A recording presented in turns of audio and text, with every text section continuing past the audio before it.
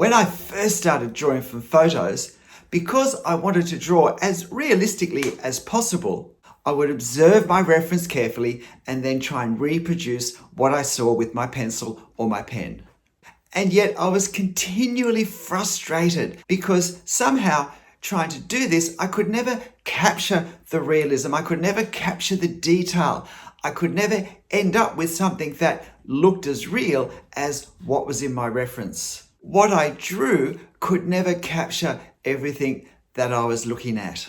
I think the problem was that the photo was always a better copy of the photo than my drawing was. And therein lay my frustration with every drawing. But my breakthrough with my drawing, strangely enough, came when I began to paint. I stopped drawing and I began to paint large oil paintings of Australian trees and flowers. Now, with painting, we're quite obviously not so much defining through lines and edges as by manipulating swathes of colour and value to create the effect of the subject that we're drawing. And this is particularly the case with tree canopies. While there's some branches we can get edges and lines with the leaves, there's no individual shapes that we're really trying to capture. Rather, the millions of leaves I was seeing in my reference, I needed to capture all at once, as it were, not as individual items. I had to consider them together as one mass. And I think this is why trees are so often a difficult subject for the drawing artist. And then I realised the answer lay in my drawing the same way I was painting, or at least understanding my subject the same way I understood my subject when I was painting. And I began to draw the effect of the leaves and the branches and any other overwhelming detail of nature I was seeing, rather than trying to draw items and objects and detail. And it was the start of all my thinking that led me to develop various techniques for capturing the effect of detail rather than the detail itself, not just in trees, but in almost any subject. And it was the starting point of this further thought that really then revolutionised the way I thought about drawing, and therefore the way I was able to analyse what I was doing, and therefore the drawings that I could start to produce. This got me thinking about what I was doing more when I was drawing, and I came to realise that I'd made a mistake in thinking in my mind, having the concept that I was copying my reference onto the paper. In fact, I would never be able to do that adequately, and perhaps that's why I was more often frustrated with my drawings than pleased with them. But rather, instead of copying the reference onto the paper, I was actually translating the reference onto the paper. Because it suddenly occurred to me that what I was doing, or at least trying to do, was more like the task of taking something that's being expressed in one language and expressing it in a different language. And while I'm no linguist, I know enough about language and how it's formed and how it works to know that something that's said in one language a certain way very often can't be literally expressed in that same way with a different language. That sometimes what's said in one language is best represented in an entirely different way to create the same meaning, the same effect, using different concepts and words and expressions. And that this is what had been happening with my painting without me realizing it. But I hadn't transferred that thinking into my drawing. So now when I have a scene to draw, I think of it in terms of I'm translating this, using this onto this to say what this is saying to me. I'm working out the meaning in this that excites me enough to make me want to draw it. I'm observing carefully and trying to work out what are the elements of this scene that capture my attention, that inspire my creativity so much that I want to draw it that I want to try and capture those same things. And now what marks do I use to convey on the paper what the color and values and the photographic process have conveyed in the photo?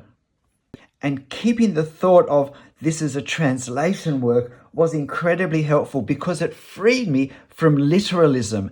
It freed me from thinking I have to somehow capture all the details if I'm going to be honest with this, if I'm meant to be a good artist to capture a realistic view of it. I have to try and draw everything I see. Now I'm free to understand that a lot of what I see here isn't necessarily what I'm trying to say, or that the words, if you like, that are used in this photo are not going to be the best words for my drawing. I need to find new ways. I need to find new methods. I need to find new techniques that I can use to convey the meaning in this language, in my pen language. And of course, with any language, the more frequently we speak it, the more comfortable and familiar we become with it. And the more things we can express from one language into this new language more easily, more quickly, and more effectively, more meaningfully, which is all a nice metaphor to we can produce a better drawing. I no longer see copying my reference as closely as I can as my aim, as what I'm trying to do in my drawing. But instead, I see understanding the meaning of what I'm seeing and then working out the best way I can translate that into a different medium using a different tool. And this now frees me to understand that all of the detail that a camera can't help but capture is both not necessarily helpful or necessary for me to translate, to represent what interests me in this scene. In fact, I can even improve on my photo because my photo is taking a three-dimensional scene and making it look very two-dimensional. It can bring things that are quite some distance away, looking as if they're very close because of the detail that's captured at every point. When I translate this into this, I can undo some of those limitations because I have some, if you like, words and phrases in my new language that a photo doesn't have, that this language doesn't have. I can create the effective depth of distance, of nearer and further in my drawing in a way that a photo using a camera can't do. The moment I realized that I wasn't copying my reference, instead I was translating it, I became freed from the sort of literalism in my drawing that often make drawings, even when they're done technically well, look wooden and stiff. And I began to explore, if you like, words and phrases in my new language and make other changes in my thinking that would enable me to capture more effectively in my drawing what was inspiring me in my reference. And if there's one thing I believe so wholeheartedly, it's that how I draw flows from how I think. And if I'm not happy with my drawing, then I probably need to go back and start to reevaluate my thinking. How am I understanding what I'm doing, the process, and the way it's happening, and the way it's going to happen? Because my thoughts direct what I think I'm going to do, and therefore what I'm trying to do. But starting to think of my drawing as translation from one language into another language, where I would have to leave behind some of the words and phrases and I would have to create new ones to capture the meaning that I was after, revolutionized the way I thought, and I think as well the sorts of drawings then I've been able to do. Just see whether a new way of thinking, a new way of understanding can liberate a whole new way of drawing for you. G'day, I'm Stephen Travers. I hope you found this interesting.